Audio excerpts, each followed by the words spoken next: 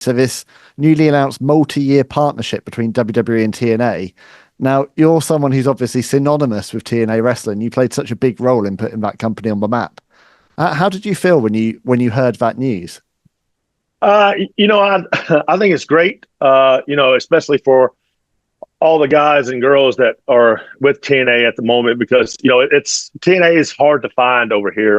You have to have a certain subscription and everything, and so I think this is going to help draw way more eyeballs to TNA, which is really good for these guys and girls. And I mean, especially if they can interchange and go and wrestle for NXT as well. Yeah. Like, this is, as they say, this is the opportunity. Don't piss it away, because this opportunity might not come again. So take every advantage of it that you can. Yeah, and I mean, obviously, it's been positioned as a partnership, but do you think we'll ever end up with WWE buying TNA? That's the theory going around. Is this is kind of as I say, like a toe in the water to see how it can go and stuff. And and I'm sure WWE would love to buy TNA just for the library. You have all the guys, when they were in their prime with the AJ and Kurt Angle and Samoa Joe.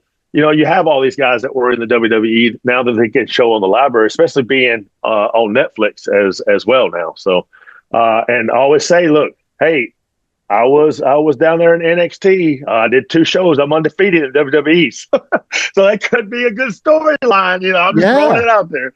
what happened there? Because I remember you making your big appearance on NXT, and I did properly mark out. I was dead excited about that.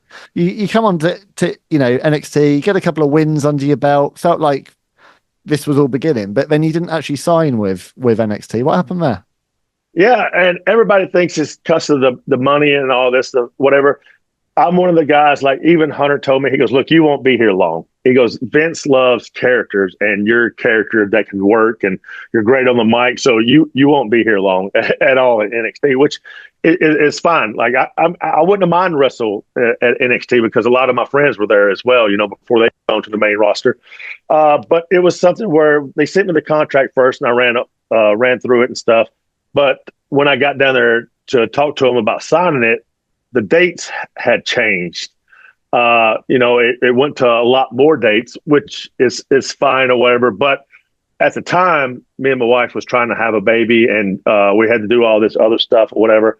And the dates just wasn't going to match up and stuff. And TNA was the way better option, because they wasn't running, that many house shows and stuff at the time. It was all just TV and pay-per-views. And Hunter just told me, he goes, hey, just you never know one day down the line, just keep yourself in shape, and you never know what can happen. And it's just one of those things is where I don't know, like I've always kept myself in shape.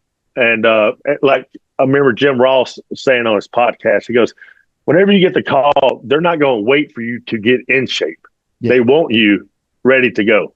Mm-hmm. So that's and no matter what, even with me doing movies now, like if they hire me, I got to be ready to go, because I'm filming this one movie where I got to take my shirt off, and the girl's like, ooh, I don't want to take my shirt off. The girl be like, oh, so I got to make sure I maintain that. So